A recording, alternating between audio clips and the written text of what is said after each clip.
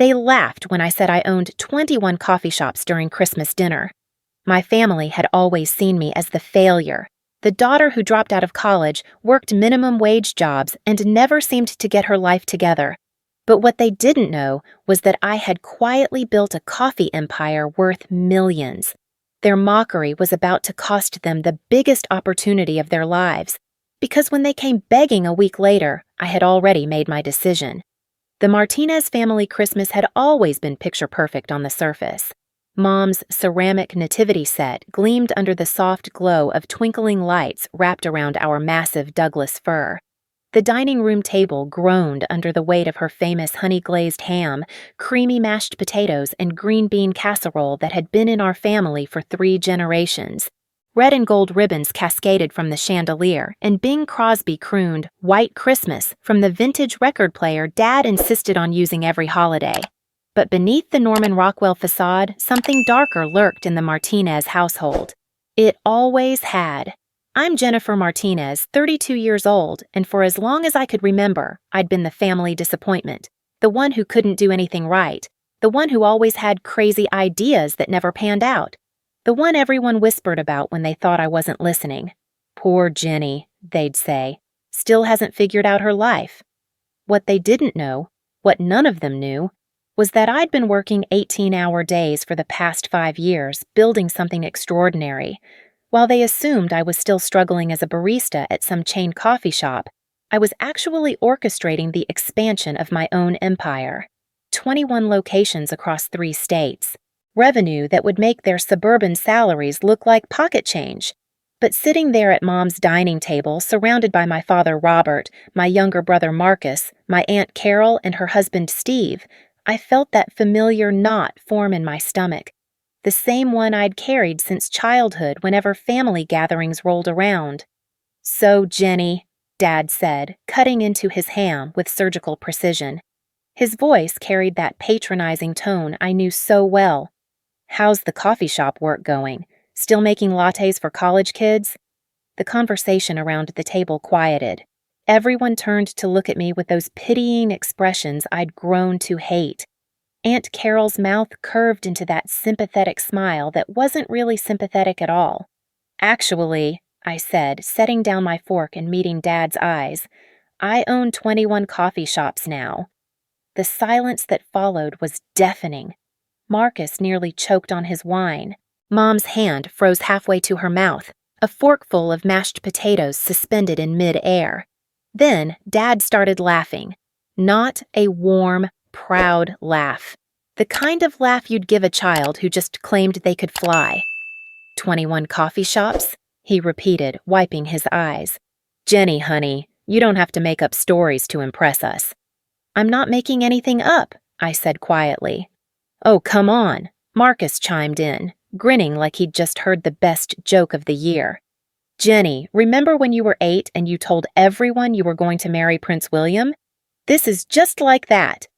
The laughter spread around the table like wildfire. Aunt Carol tittered behind her napkin. Uncle Steve shook his head with amusement. Even Mom managed a nervous giggle.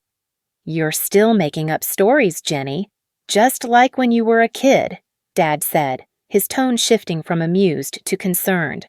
"Honey, it's okay to be proud of having a job, but you don't need to exaggerate." Something cold settled in my chest, the familiar sting of not being believed, not being taken seriously, not being seen as capable of anything meaningful. But this time it cut deeper because I wasn't making anything up. This time I was telling them about the most incredible achievement of my life, and they were treating me like a delusional child. "I started with 1 location 5 years ago," I continued, my voice steady despite the tremor I felt inside. "Used my savings from 3 different jobs. Found an old building downtown, renovated it myself. Now I have locations in Ohio, Pennsylvania, and West Virginia." The amusement on Dad's face shifted to something that looked almost like concern. "Jenny," he said gently, the way you'd speak to someone having a mental breakdown. "Sweetie, owning 21 businesses would require millions of dollars. You'd have to have employees, insurance, supply chains. Do you understand how complicated that would be?" "I have 127 employees across all locations," I said, My supply chain partner is based in Colombia. We're projected to hit $8 million in revenue this year. Marcus burst out laughing again. $8 million! Jenny, do you even know what $8 million looks like? Stop it, I said, my voice barely above a whisper. But they didn't stop. If anything, my quiet protest seemed to fuel their amusement. She's always been a dreamer, Mom said to Aunt Carol, as if I wasn't sitting right there. Remember when she wanted to be a Broadway star? Then it was a marine biologist. Now it's coffee shops. Don't encourage her delusions, Dad said, cutting off Mom's nostalgic rambling. He turned back to me with that fake, gentle expression. Jenny, we're just worried about you, honey. This kind of fantasy thinking, it's not healthy for someone your age. The words hit me like physical blows. Fantasy thinking, delusions. As if my 5 years of blood, sweat, and tears meant nothing. As if the early mornings, the late nights, the constant worry about payroll and inventory and health inspectors were just elaborate figments of my imagination. I excused myself from the table, claiming I needed some air. But as I walked toward the back door, I heard their voices continue behind me. She's getting worse, Dad murmured to Mom. Maybe we should look into getting her some help, some kind of therapy. I'm just worried she'll try to convince other people of these stories, Marcus added. It's embarrassing. I stepped onto the back porch, the cold December air hitting my face like a slap. The lights from neighboring houses twinkled in the distance, and I could see families through their windows, laughing and sharing meals. Real families. Families that believed in each other. Standing there in the darkness, I made a decision that would change everything. I pulled out my phone and scrolled through my contacts until I found Sarah Chen, my business attorney. I typed out a quick message. Sarah, I need you to prepare a comprehensive portfolio of all business documents, financial statements, and legal paperwork for Martinez Coffee Company. I may need to prove ownership soon. Her response came back within minutes. Everything okay, Jen? I can have a complete packet ready by tomorrow morning. Perfect, thank you. I slipped my phone back into my pocket and stood there for a few more minutes, letting the cold air clear my head. When I finally went back inside, the conversation had moved on to other topics. Dad was telling Uncle Steve about his latest golf game. Mom was discussing her book club with Aunt Carol. Marcus was scrolling through his phone. I sat back down and finished my dinner in silence. I smiled when appropriate, nodded at the right moments, and played the role of the family disappointment one last time. Because I knew something they didn't. This would be the last Christmas dinner where they treated me like a liar. The last time they'd dismiss my achievements as fantasy. The last time I'd sit at this table and pretend their mockery didn't cut me to the bone. A week passed. 7 days of normal life, where I managed my 21 coffee shops, reviewed financial reports, and met with potential investors about expanding into Kentucky. 7 days where I tried to push the memory of Christmas dinner out of my mind and focus on the business empire I'd built from nothing. But the universe, it seemed, had other plans. I was in my home office, a converted bedroom in my modest 2-story house, reviewing quarterly projections when the doorbell rang. It was 2 p.m. on a Tuesday, and I wasn't expecting anyone. My assistant handled most deliveries at the corporate office, and my friends knew I worked from home on Tuesdays. The bell rang again, followed by insistent knocking. I sighed, saved my spreadsheet, and headed downstairs.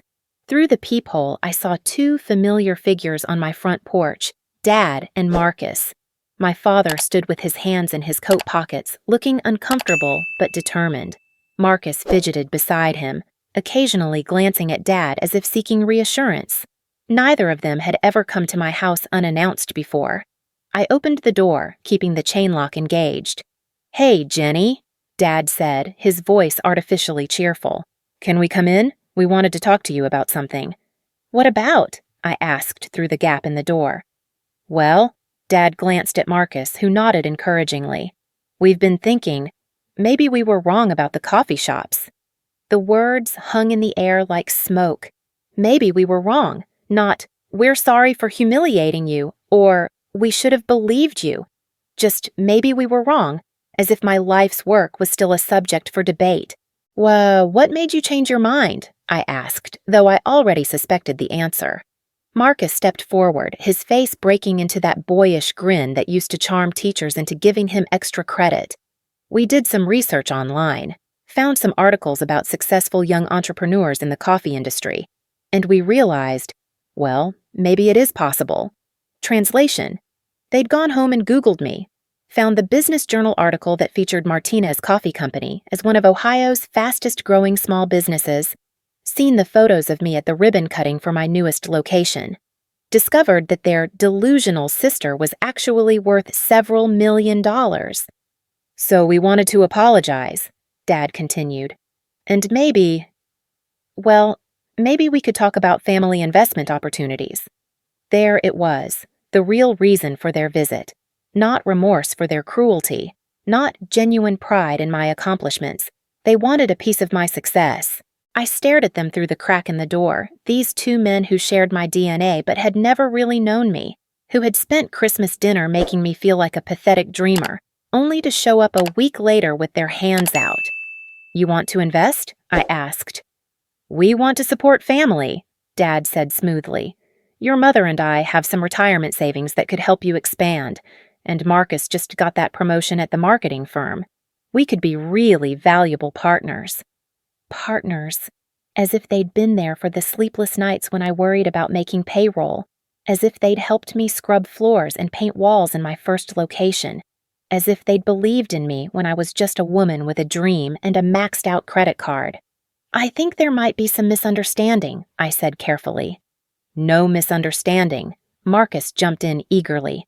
"We want in on the ground floor. Or, well, maybe not ground floor since you've already built it up, but we want to be part of the family business." Family business. The irony was almost laughable. They'd never treated it like a family business when they thought it was just my fantasy thinking. I looked at Dad's expectant face, at Marcus's greedy smile, and felt something inside me crystallize. A clarity I'd never experienced before. These weren't people who loved me. These were people who loved the idea of what I could do for them. "I need you both to leave," I said quietly. Dad's face fell. "Jenny, honey, don't be like this. We said we were sorry." "You said maybe you were wrong. That's not the same thing as being sorry." "Okay, fine. We're sorry," Marcus said impatiently. "Can we come in now? I have some great ideas for marketing campaigns." The casual dismissal of my pain, the assumption that a quick apology would erase years of being treated like the family failure, the transparent greed in their eyes, it all crystallized into a moment of perfect, devastating clarity. "No," I said. "You can't come in. You need to leave my property." "Jenny, don't be dramatic," Dad said, his voice taking on that familiar, patronizing tone. "We're family. We should be working together. Family doesn't mock each other's achievements. Family doesn't call success delusions. Family believes in each other." My voice was steady, but my heart was racing. "You had every opportunity to be part of this journey. Instead, you chose to tear me down." I started to close the door, but Dad put his hand against it. "You're being unreasonable," he said, his artificial patience wearing thin. "We made a mistake, but that doesn't mean you should shut us out of something this big." "Something this big?" I repeated. "A week ago, you thought I was having a mental breakdown. Now you want to be partners?" "People make mistakes, Jenny," Marcus said, his boyish charm replaced by frustration. "You can't hold a grudge forever." But I could, and I would, because this wasn't just about one Christmas dinner. This was about 32 years of being treated like I wasn't quite good enough, smart enough, or capable enough to achieve anything meaningful. "I want both of you off my property," I said firmly, "and I don't want you coming back." I closed the door and engaged all the locks. Through the window, I watched them stand on my porch for several minutes, Dad gesticulating angrily while Marcus shook his head. Finally, they walked back to Dad's car and drove away. I stood in my entryway, back pressed against the door, and felt something I hadn't expected. Relief. Pure, overwhelming relief. For the first time in my adult life, I'd stood up to them completely. I'd refused to let them minimize my pain or capitalize on my success. But I also knew this wasn't over. People like Dad and Marcus didn't give up easily, especially when money was involved. They'd be back, probably with Mom in tow, probably with some elaborate guilt trip about family loyalty and forgiveness. I walked back to my office and picked up my phone. Sarah Chen answered on the second ring. "Sarah, it's Jennifer Martinez. I need you to draft a cease and desist letter." "What kind of situation are we dealing with?" she asked, her voice immediately professional. "Family members attempting to harass me for business opportunities after previously rejecting my success. I want clear legal boundaries established. I can have something ready by tomorrow morning. Do you want to include documentation of your business ownership and net worth?" I thought about Dad's patronizing smile, Marcus's greedy eyes, the way they'd both dismissed 5 years of my life's work as delusions. "Yes," I said. "I want to include everything. Full business portfolio, financial statements, property ownership, the works. I want them to understand exactly what they lost when they chose mockery over support. Consider it done. And Jennifer, I'm sorry you're dealing with this. Family situations are always the hardest." After I hung up, I sat in my office chair and looked around the room. Awards from the Small Business Administration hung on one wall. Photos from grand openings lined another. My first dollar earned, framed, and mounted above my desk. This room told the story of who I really was. Not the failure my family saw, but an entrepreneur who'd built something extraordinary from nothing. A woman who'd turned a single coffee shop into an empire worth millions. Tomorrow, they'd learn the truth about exactly who they'd been mocking at Christmas dinner, and they'd realize that their dismissal hadn't just cost them money. It had cost them me. The evening light faded outside my office window as I continued working, surrounded by the evidence of everything I'd accomplished, everything they'd refused to see, everything they'd never be part of now. Some bridges, once burned, could never be rebuilt, and sometimes that was exactly as it should be. That night, I couldn't sleep.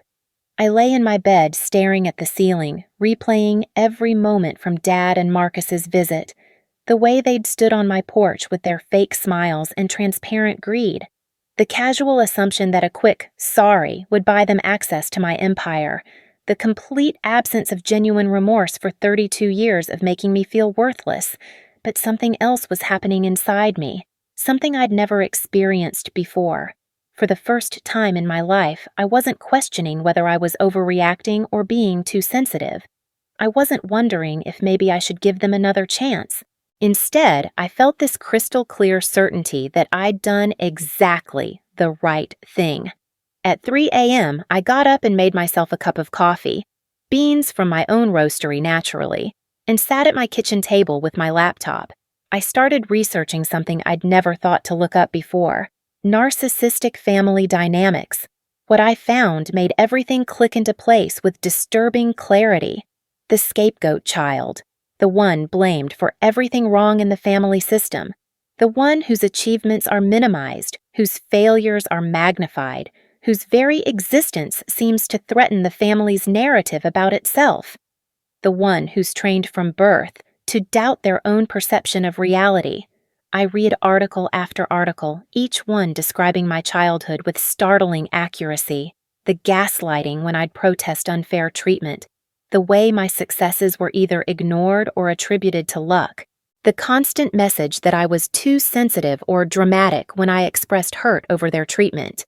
I learned about hoovering, the way toxic family members suck you back in whenever you try to establish boundaries. Like showing up at your house with fake apologies and transparent motives the moment they realize you might actually be worth something. By dawn, I had a name for what I'd experienced my entire life. I wasn't crazy. I wasn't too sensitive. I was the survivor of a systematically dysfunctional family system that required someone to fill the role of the problem child. And now that I understood the pattern, I could see exactly what came next. They wouldn't give up. They'd escalate. They'd probably bring Mom into it, maybe other relatives. They'd try guilt, manipulation, maybe even threats. Because narcissistic family systems don't just let their scapegoat walk away, especially not when money is involved. I called Sarah as soon as her office opened. "I need that cease and desist letter today," I told her, "and I think we should prepare for escalation." What kind of escalation? The kind that happens when people realize they've been mocking a multimillionaire for 30 years and suddenly want to be best friends.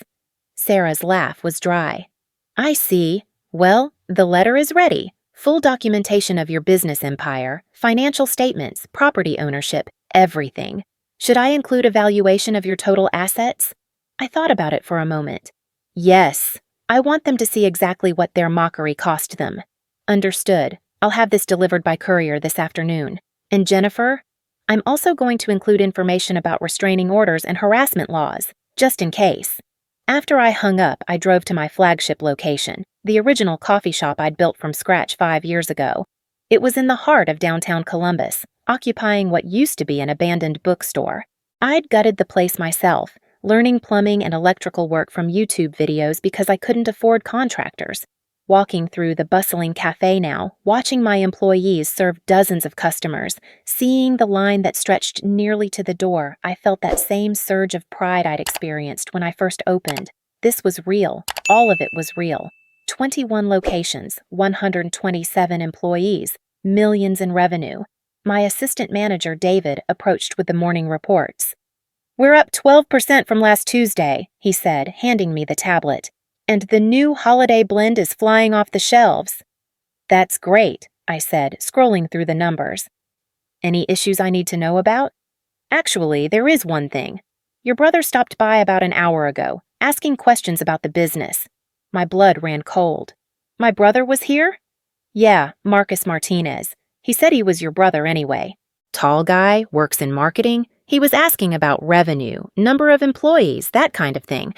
I didn't give him any information, but he seemed pretty persistent." I closed my eyes and took a deep breath. It was starting already. The escalation I'd predicted. "David, I need you to send a message to all location managers.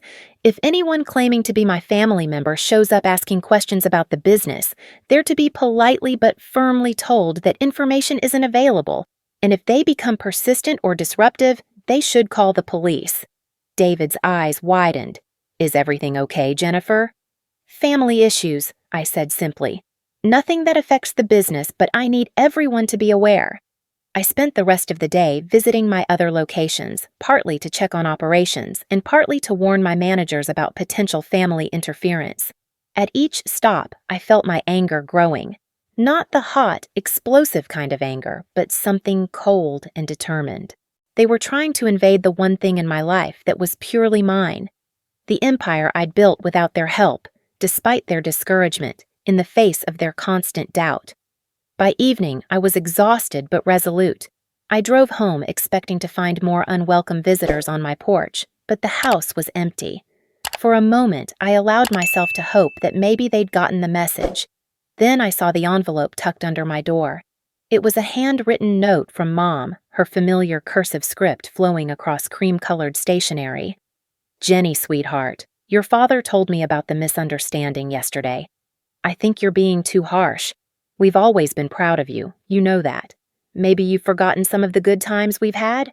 I made your favorite cookies, chocolate chip, just like when you were little. Why don't you come over for dinner tomorrow so we can work this out as a family? Love, Mom." I read it twice, then crumpled it up and threw it in the trash. The manipulation was so textbook it was almost laughable. Rewriting history, we've always been proud of you. Minimizing the harm, misunderstanding, appealing to nostalgia, your favorite cookies, and setting up a guilt trip, work this out as a family. My phone rang, Mom's number. I let it go to voicemail. Then it rang again, and again. Finally, I turned the phone off and went to bed. The next morning brought a voicemail that made my stomach clench. "Jenny, this is ridiculous. Your father is beside himself with worry. We raised you better than this. I don't know what's gotten into you, but shutting out your family over some silly argument is childish. People are starting to ask questions about why you weren't at the Rodriguez Christmas party or the church potluck. What am I supposed to tell them? Call me back immediately." The guilt trip had escalated to social pressure. Now, it wasn't just about family loyalty. It was about public embarrassment, about what other people would think. I was deleting the voicemail when my doorbell rang. Through the peephole, I saw a courier holding a large envelope. "Ms. Martinez, I have a delivery from Chen and Associates." Sarah's cease and desist letter had arrived. I signed for it and carried the thick envelope to my kitchen table. Inside was everything I'd requested: a formal cease and desist letter demanding that my family stop attempting to contact me for business purposes, complete financial documentation of Martinez Coffee Company, property deeds, business licenses, and a letter from my accountant detailing my net worth. The numbers were stark on the page. Total business valuation, $8.2 million. Personal net worth, $4.7 million. Annual revenue, $7.8 million and growing. I was, by any measure, wealthy. Not billionaire wealthy, but comfortable enough that I'd never have to worry about money again. Successful enough that business journals wrote articles about my meteoric rise in the coffee industry. And my family had dismissed it all as fantasy thinking. I called Sarah. "I want you to deliver this personally," I said, "to my father's house. I want you to hand it to him directly and watch his face when he sees the numbers." "I can do that," Sarah said. "When?" "Today, this afternoon. And Sarah, I want you to make it clear that this isn't negotiable. If they continue to harass me or my employees, we'll pursue a restraining order." "Understood. I'll call you after the delivery." While I waited, I did something I'd never done before. I Googled myself. I wanted to see what Marcus had found when he'd done research on me. The search results were extensive. Articles in Business Journal Ohio, Columbus Monthly, and Inkhorn's Magazine. Photos of me cutting ribbons, accepting awards, speaking at entrepreneurship conferences. A profile in Forbes about young women disrupting the coffee industry. A case study from Ohio State's business school about my expansion strategy. I wasn't just successful. I was famous in my industry. People knew my name. They studied my business model. They invited me to speak at conferences about turning a single coffee shop into a regional empire, and my family had called it all a delusion. My phone rang at 4 p.m. "Sarah." "Well," she said, and I could hear the amazement in her voice. "That was interesting. Tell me everything." "I rang the doorbell, and your father answered. When I introduced myself as your attorney, his face went white. I handed him the envelope and said it was from you. He opened it right there on the doorstep. And? Jennifer, I watched a man's entire worldview crumble in real time. He kept staring at the numbers, then looking at me, then back at the numbers. He asked me 3 times if this was real. When I confirmed it was, he actually had to sit down on the porch steps. I felt a grim satisfaction settling in my chest. Your mother came to the door, and when she saw the documents, she started crying. Actually crying. Your brother was there too. I guess they'd called a family meeting. He kept saying, 8 million, 8 million, like he couldn't process it. What did you tell them? Exactly what you instructed. That you're a successful businesswoman who built an empire despite their lack of support. That their recent attempts to capitalize on your success were inappropriate, and that any further contact should go through me. I also made it clear that if they continued to harass you or interfere with your business operations, we'd pursue legal action. How did they respond to that? Your father tried to argue at first, said it was all a misunderstanding, that they'd always been supportive. So, I shut that down pretty quickly by pointing out that support doesn't involve calling someone's achievements delusional. I closed my eyes, picturing the scene. Dad, who'd spent Christmas dinner patronizing me about my fantasy thinking, faced with irrefutable proof that I was worth millions. Mom, who'd dismissed my success as another one of my childish stories, seeing her daughter's name in national business magazines. Then your mother asked if you'd consider family therapy, some kind of mediated conversation to work things out. I told them that was between you and them, but that any communication needed to respect your clearly stated boundaries. Anything else? Your brother asked if the no-contact order was permanent. I told him that was entirely up to you, but that attempting to circumvent your wishes by showing up at your business locations or harassing your employees would result in immediate legal action. After I hung up, I sat in my kitchen feeling something I'd never experienced before. Not happiness exactly, but a deep sense of rightness. For 32 years, I'd accepted their version of reality. I'd believed their narrative that I was the problem child, the family failure, the one who couldn't get her life together. But I'd been living proof all along that their narrative was wrong. I'd built something extraordinary while they were still treating me like a disappointment. I'd become everything they claimed I could never be, and I'd done it without their help or their belief. The phone rang again. This time it was a number I didn't recognize. "Hello?" I answered cautiously. "Jenny, it's Aunt Carol. Listen, honey, I think there's been some kind of misunderstanding." I almost laughed. Another family member, another misunderstanding. "There's no misunderstanding, Aunt Carol. I built a successful business. My immediate family mocked me for it, and now that they know I'm telling the truth, they want to profit from my success. It's actually very straightforward." "But sweetheart, you know they love you. Maybe they reacted poorly at Christmas, but people make mistakes. Family is forever." "Family believes in each other," I said. "Family celebrates each other's achievements. Family doesn't call success delusions and then show up with their hands out when they realize they were wrong." "You're being very harsh, Jenny. Very unforgiving." The word unforgiving hit me like a slap. I'd heard it my whole life whenever I'd tried to establish boundaries or stand up for myself. Too sensitive, too dramatic, too unforgiving. "You know what, Aunt Carol? You're right. I am being unforgiving. And I'm okay with that." I hung up and turned my phone off again. Over the next few days, the attempts at contact intensified. Voicemails from cousins I hadn't heard from in years, suddenly concerned about family unity. A card from my grandmother, wondering why I'd missed Sunday dinner. Even a Facebook message from my high school friend Lisa saying my mom had reached out asking her to talk some sense into me.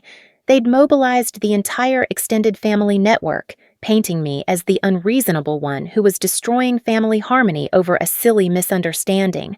But I held firm. I'd spent too many years being the family scapegoat, absorbing their dysfunction and doubt, allowing them to minimize my worth. I'd finally built something that proved my value beyond any doubt, and I wasn't going to let them rewrite history now. A week after Sarah delivered the cease and desist letter, something interesting happened. My cousin Mike called, not to guilt me into reconciliation, but to apologize. "Jenny, I want you to know that not everyone in the family thinks you're wrong," he said. "I heard about what happened at Christmas dinner, and honestly, I think Uncle Robert and Marcus acted like jerks." It was the first genuine response I'd received from anyone in my extended family. "I remember when you were a kid, how hard you worked at everything," Mike continued. "How you'd stay up late perfecting school projects while Marcus played video games and still got praised for doing the bare minimum. I always thought you got a raw deal." "Thank you," I said, and meant it. "That means more than you know. I just wanted you to understand that some of us see what really happened, and some of us think it's pretty badass that you built a multi-million-dollar empire and didn't need any of their help to do it." After that conversation, I felt something shift. The validation from someone who'd witnessed my childhood, who understood the family dynamics from the inside, helped me realize that I wasn't crazy or overreacting. I was finally standing up for myself after decades of accepting mistreatment. More calls like Mike's trickled in over the following weeks. A cousin who'd always admired my determination. A family friend who thought Dad and Marcus had behaved terribly. Even my elderly Uncle Frank, who called to say he was proud of what I'd accomplished and sorry it had taken so long for anyone to recognize it. But the most important call came from an unexpected source. Marcus himself. "Jenny," he said, and his voice sounded different, smaller somehow. Less cocky. "I need to talk to you. Really talk to you. Not about business or money or any of that. About us. About how I treated you." I was silent for a long moment. "I've been thinking about Christmas dinner," he continued. "About the way we all laughed at you. And I keep remembering other times. Times when I was cruel to you and everyone said it was just normal sibling stuff. But it wasn't normal, was it?" "No," I said quietly. "It wasn't. I'm not asking for forgiveness. I know I don't deserve it. And I'm not asking for money or business opportunities. I wanted you to know that I see it now. I see how we treated you and I'm ashamed." It was the first real apology I'd received. Not, "maybe we were wrong," or "there was a misunderstanding." Just shame and acknowledgement and the recognition that he didn't deserve forgiveness. "I used to be jealous of you," he said. "You always worked so much harder than me at everything. You cared more.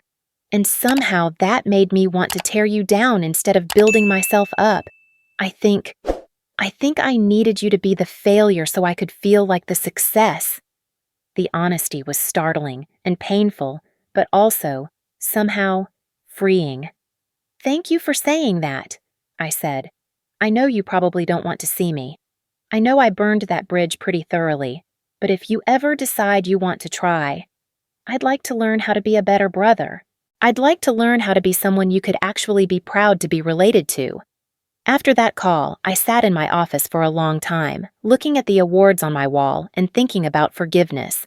Not the quick, cheap kind that sweeps real harm under the rug, but the slow, difficult kind that acknowledges damage and works to repair it. I wasn't ready to reconcile with my parents. Maybe I never would be. Their response to learning about my success had been to immediately try to profit from it, with no real acknowledgement of the years of emotional damage they'd caused. But Marcus had done something different.